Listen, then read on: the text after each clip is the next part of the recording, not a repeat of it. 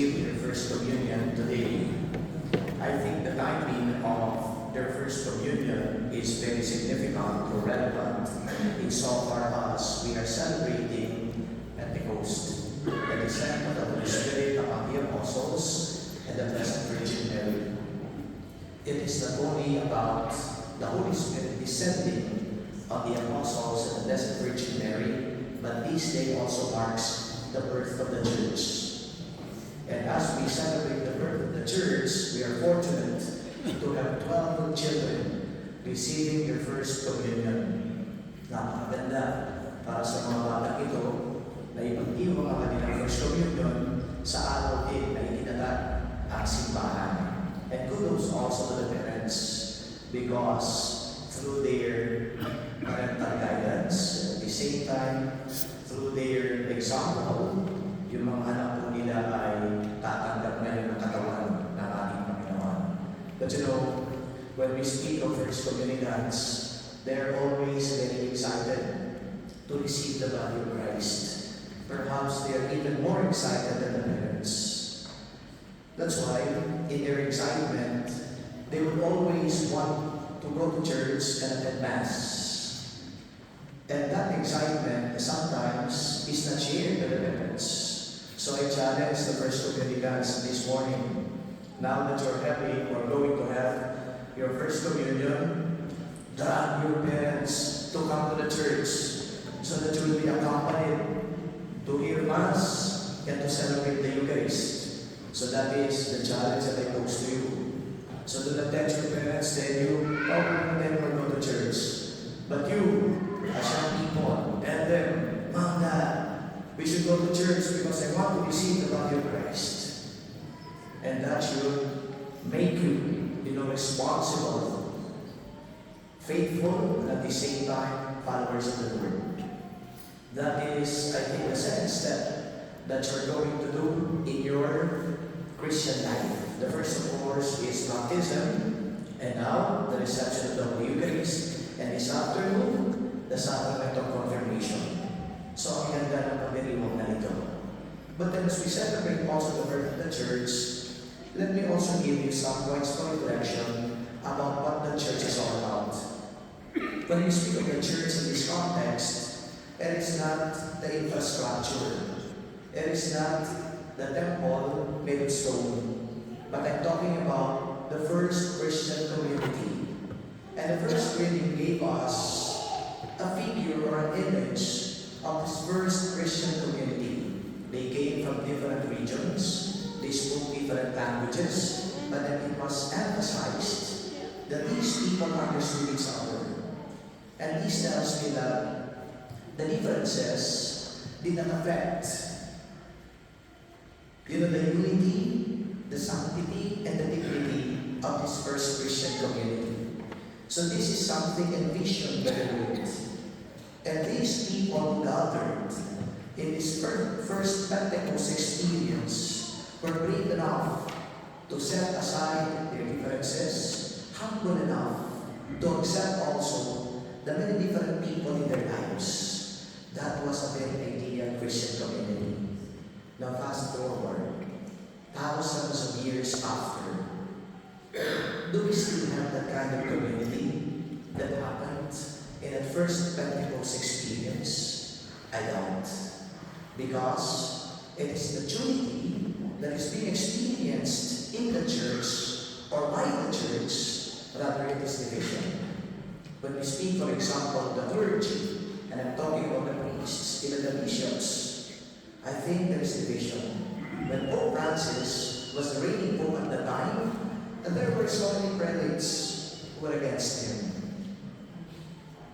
In the communities, and I'm talking about parishes, chaplaincies, I guess what is more pronounced is not unity, but of course, division. And I am not only talking about your community, but even communities in the Philippines. When we speak of a church, we speak of membership that ranges from the priests, the religious, and the lay people, and yet sometimes they couldn't get along. So it is quite, unfortunate that this early Christian community envisioned and founded by the Lord is now bastardized because of attitudes, behavioral patterns, and character of the members. And I guess if you go to the second reading, it talks about the body of Christ, which has many members, and yet they complement each other. So it is very pronounced now that the challenge for this church and community that we have is to set aside differences. We may be like the body of Christ. There are different functions, different effectiveness in the way we do our mission, but then it should not be a competition, but rather there should be the principle of complementarity. And that was the message, or rather, the meaning of the second reading given to us by St. Paul. In metaphysics, we have this so-called unity in diversity. It is very difficult to understand that in diversity, there is unity of different people with diverse backgrounds, maybe diverse philosophies, even principles in life. But then, that philosophy which is reasonable and not even bordering on the spiritual tells us that there is unity in diversity, and that is a reasonable principle. If we talk about the church, perhaps we always appeal not so much to reason, but to faith. And that is something that is ironic, because as members of this body of Christ, as members of this community, we adhere not so much about the reasonableness of things, but our primordial duty is to adhere to what the church and to what Christ teaches us. And the readings today specifically point us to that fact, that even though we are different from one another, that even though there may be different regions comprising this community, that even though there may be different talents that contribute to the development and growth of this community, we should not compete with one another. Competition may be a principle or maybe a lifestyle that we see in the world, but it is not something taught to us by the Lord. And even St. Paul was very clear in his emphasis. Your loyalty should not be to Silas, to Titus, should not be to me. Your loyalty is to Christ. There is only one Lord. There is only one God whom we serve. And we look at Him and we serve Him. It is not so much about the priest. It is not so much about whether you like the priest or not. But it is, I think, paramount that we love and we like the Lord. Because it is the Lord who gathers us together. And in that first Pentecost experience, it was the Lord and through the Holy Spirit who gathered us together.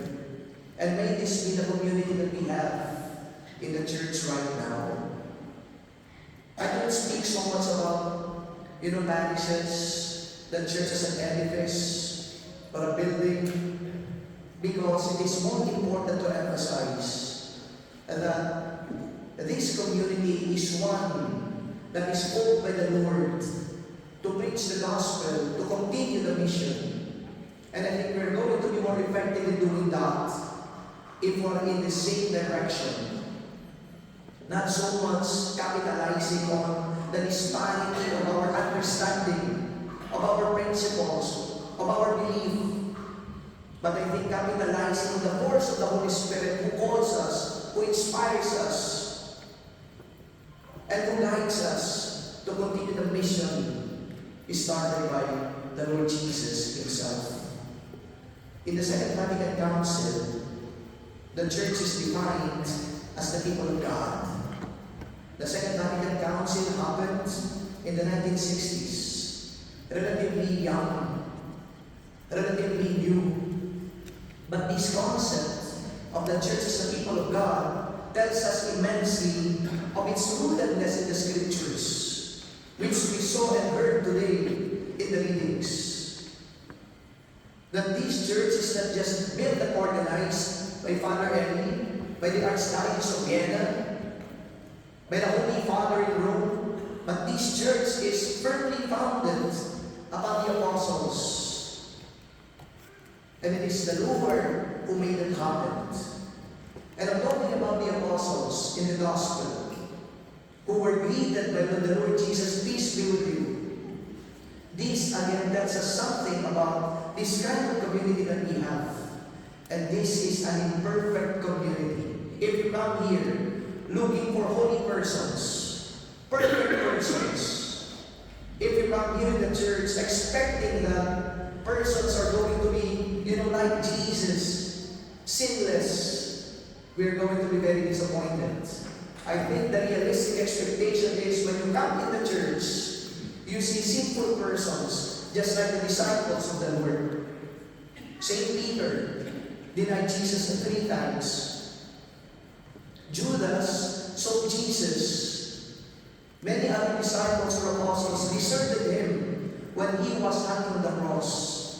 Again, this tells us this church is imperfect. And it's not something that we look at and behold in amazement and wonderment. Oh, this is the image of Christ. But though it is not, we continue to struggle.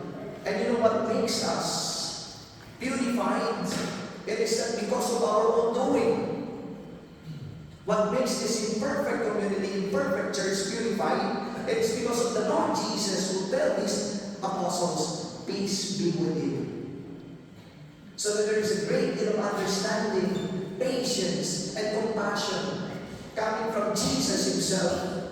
Imagine being deserted, being rejected, being denied, being betrayed, and yet he has that compassionate spirit to appear in front of them and tell them, peace be with you. Receive the Holy Spirit. So please do not believe that it is through your own doing that the church becomes holy. It is not. Even if you come here every day to attend Mass, to receive Holy Communion, it doesn't mean that we all become sinless. We all become holy. Doesn't mean that way. It is always through Jesus, the inspiration of the Holy Spirit, that we are purified. And that is the meaning of the appearance of Jesus in the upper room. The Jews were there lurking around the upper room, waiting for the disciples to go out. And then the disciples were fearful of the Jews. But when Jesus appeared to them, they take courage in the fact that it is Christ now empowering them once more to go out and preach the good news. Sa Tagalog, wala na yung takot at lalong-lalo na wala na yung hiya na nararamdaman nila dahil sila ay in-empower na ni Jesus. Ganon din po sa atin dito. We may not be perfect. We may look at the other with derision, but please be compassionate. And for those who think and feel that they are not up to the task, don't be discouraged. Because you are not going to do something for the church just merely because some other people tells you. Your mandate comes from the Lord. Go out and make the church grow. Go out and inspire other people, even though in your thoughts you may not be up to the task. Don't fret, because the Lord, as I told you, empowers you, forgives you, and encourages you to make this church grow. The church that is imperfect, the church that is full of division, and last point about this Pentecost. the church that goes out in order to continue the mission of the Lord. It is our primordial mission.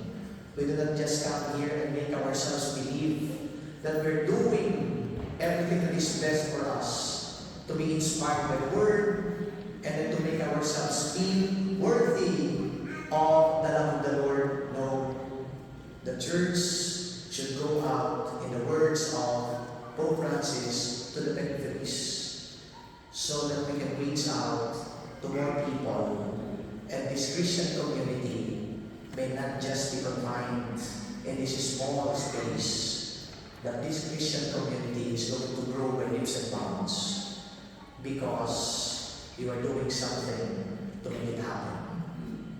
So my dear friends, brothers and sisters, I go back to the children who are here. Please, as you do your first communion, be also